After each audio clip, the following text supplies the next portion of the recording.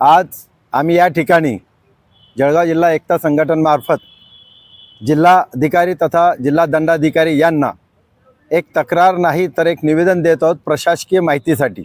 आणि त्याची प्रत आम्ही माननीय मुख्यमंत्री, अल्पसंख्याक, ह्युमन राईट्स आणि सचिवालय कक्ष या सर्वांना पोलीस अधीक्षकासह देत आहोत। आणि त्यात आमची प्रमुख मागणी आहे की अलीकडे टिपू सुलतान यांच्या नावाभोवती जाणीवपूर्वक वाद निर्माण करण्याचे प्रकार वाढलेले आहेत। सोशल मीडिया उत्तेजक, दिशाभूल करणाऱ्या पोस्ट टाकून समाजात भीती आणि वैमनस्य पसरवले जात आहेत। हे थांबणे अत्यंत गरजेचे आहे। भारतीय संविधानाने प्रत्येक नागरिकाला अभिव्यक्ती स्वातंत्र्य दिलेले आर्टिकल 19(1)(अ) प्रमाणे, पण त्याचबरोबर 19(2) प्रमाणे असे कृत्य करण्याचा अधिकार कोणाला नाही जो कोणत्याही धर्म, जात किंवा समाजाविरुद्ध द्वेष पसरवणे, अपमान करणे किंवा हिंसा भडकवणे हे कायद्याने गुन्हे आहेत। आमची प्रशासनाकडे स्पष्ट मागणी आहे की ऐतिहासिक व्यक्तीचे व खास करून टिपू सुलतानचे फोटो लावणे, जयंती साजरी करणे किंवा डिजिटल माध्यमाने उल्लेख करणे याबाबत त्वरित अधिकृत मार्गदर्शन सूचना जाहीर करण्यात याव्या।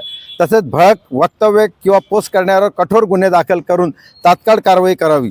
जळगाव जिल्ह्यात शांतता व सलोखा राखणे ही प्रशासनाची जबाबदारी आहे। अफवा पसरवण्यावर नियंत्रण ठेवण्यासाठी सायबर यंत्रणेला सक्रिय करावे आणि सर्व समाज घटकांना विश्वासात घेऊन सामंजस्याची भूमिका घ्यावी। जर वेळेत ही कारवाई झाली नाही तर उद्भवणाऱ्या तणावाची जबाबदारी प्रशासनावर राहील। एकता संघटन, फारूक शेख, जळगाव। टिपू सुल्तान रहमतुल्लाह अलैह का फ़ोटो देखने के बाद और उनका नाम आने के बाद ये लोग चिढ़ने वाले जो है उन्हें ये बताता चले कि टिपू सुल्तान रहमतुल्लाह अलैह अंग्रेज़ों के ख़िलाफ़ लड़े थे। हमारे देश में जब अंग्रेज़ आए और हमें जब भारतीयों को गुलाम बना रहे थे ये लोग और हमारे देश को लूट रहे थे, तो सबसे पहले जंग करने वाले टिपू सुल्तान रहमतुल्लाह अलैह थे।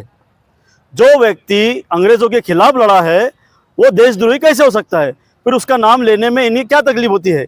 संविधान की किताब पेज नंबर 144 के अंदर संविधान की किताब में इनका नाम आया है, इनका फ़ोटो आया। रानी लक्ष्मीबाई के जो पेज है उसके बाद में इनका फ़ोटो आया है और संविधान में आया है।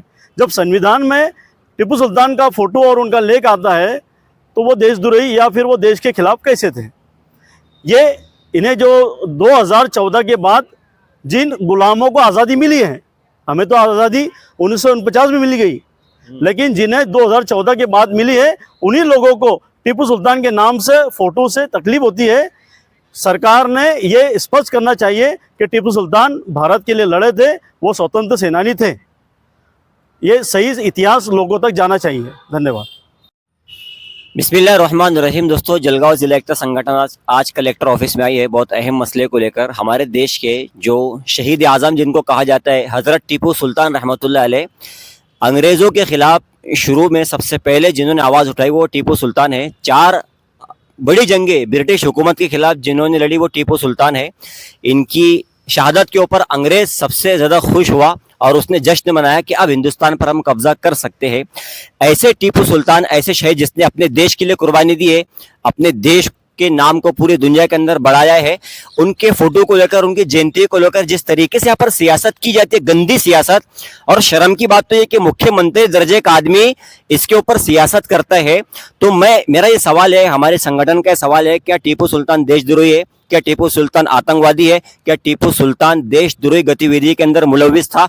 अगर ऐसा कुछ है तो हमें सबूत पेश करें, वरना फिर उनकी जयंती बनाने पर, फोटो लगाने पर सियासत करना, गुनाह दाखिल करना, ये कहाँ का इंसाफ है? या फिर आप कुछ गाइडलाइन हुकूमत की तरफ से दे कि टिपू सुल्तान कौन है और उनका मकाम और मर्तबा क्या है। इस दौर में टिपू सुल्तान से अंग्रेज घबराते थे, डरते थे और थर थर कांपते थे।